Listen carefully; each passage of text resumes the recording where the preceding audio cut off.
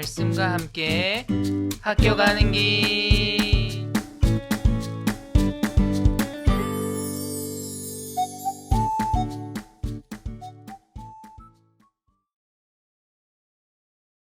그들은 해골이라 하는 곳에 이르러서 거기서 예수를 십자가에 달고 그 제수들도 그렇게 하였는데 한 사람은 그의 오른쪽에 한 사람은 그의 왼쪽에 달았다. 그때 예수께서 말씀하셨다. 아버지, 저 사람들을 용서하여 주십시오. 저 사람들은 자기네가 무슨 일을 하는지를 알지 못합니다. 그들은 제비를 뽑아서 예수의 옷을 나누어 가졌다. 백성은 서서 바라보고 있었고 지도자들은 비웃으며 말하였다.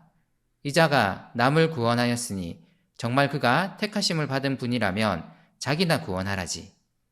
병정들도 예수를 조롱하였는데 그들은 가까이 가서 그에게 신 포도주를 들이대면서 말하였다.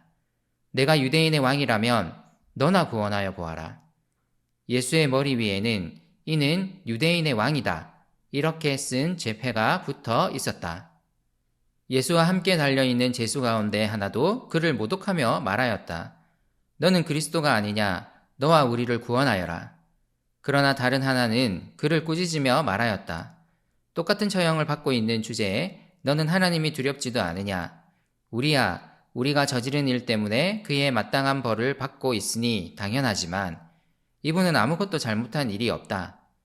그리고 나서 그는 예수께 말하였다. 예수님, 주님이 주님의 나라에 들어가실 때에 나를 기억해 주십시오. 예수께서 그에게 말씀하셨다. 내가 진정으로 내게 말한다. 너는 오늘 나와 함께 낙원에 있을 것이다. 마침내 예수님은 십자가에 달리십니다. 누가복음이 우리에게 전해주는 십자가에 달리신 예수님의 첫 말씀은 바로 이것이었습니다. 아버지, 저 사람들을 용서하여 주십시오. 저 사람들은 자기네가 무슨 일을 하는지를 알지 못합니다. 예수님은 그분의 십자가의 가장 큰 의미가 용서 그리고 하나님과의 화해임을 말씀하시는 것입니다. 사람들은 여전히 예수님을 거부합니다. 자신들이 하나님 앞에 죄인이라는 사실을 여전히 깨닫지 못하고 있습니다. 그럼에도 주님은 이런 사람들을 위해 십자가에 달리셨습니다. 이를 통해 죄인들을 향한 하나님의 사랑을 증언하려 하십니다. 예수님의 십자가형을 구경하러 모인 사람들은 자기 자신이나 구원하라며 예수님을 비웃습니다. 로마 군인들도 너나 구원하라고 말하며 예수님을 조롱합니다. 하지만 예수님은 기적을 일으켜 십자가에서 내려오지 않으셨습니다. 그분은 무력한 모습으로 사람들을 위해 십자가에 달리셨습니다.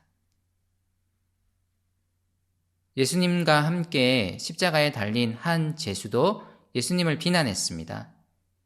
하지만 다른 제수 한 사람이 예수님은 아무 잘못이 없음을 말하며 그를 꾸짖습니다. 누가복음은 이 제수의 입을 통해 지금 예수님이 자신의 죄로 인해 십자가에 달리는 것이 아님을 말하려고 합니다. 묵상해 봅시다. 온갖 조롱과 모욕 가운데 십자가에 달리신 예수님의 모습이 어떻게 다가오나요? 자신을 십자가에 못 박은 사람들을 오히려 용서해 달라고 외치는 예수님의 모습이 어떻게 다가오나요? 예수님의 십자가가 우리에게 주는 가장 큰 의미는 하나님의 용서와 화해입니다. 우리는 예수님 안에서 하나님과의 평화를 누립니다. 이 평화를 누리게 하신 예수님께 감사의 기도를 드립시다.